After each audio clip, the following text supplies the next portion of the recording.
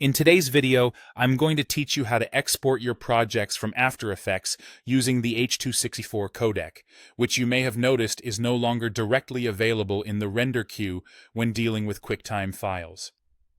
This change occurred because H.264 inside a QuickTime container is now considered legacy and not particularly stable or well supported by Apple and Adobe. But don't worry. I'm here to walk you through an effective workaround that leverages Adobe Media Encoder. This method not only retains the quality of your work, but also enhances compatibility and stability. Let's start by launching After Effects and having your project ready for export. Once your project is polished and complete, head over to the File menu. From there, you'll want to select the Export option. But instead of choosing the traditional Add to Render queue, we're going to use a slightly different approach. Click on Add to Adobe Media Encoder queue.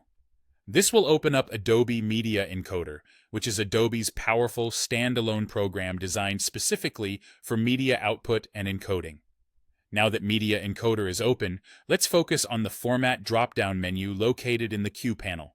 Here, you're going to select H.264.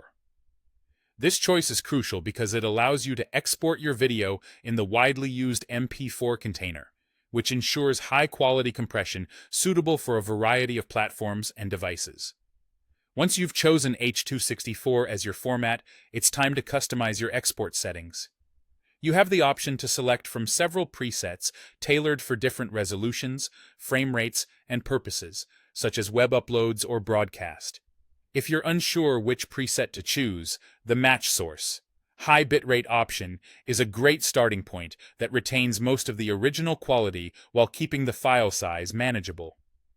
For those who like to dive into more granular controls, you can tweak various aspects like bitrate, frame rate, and more by clicking on the blue text under the Preset section. Keep in mind that your selections here can greatly influence the final output size and quality, so consider your end goal when making adjustments. Once you're satisfied with your settings, it's time to render.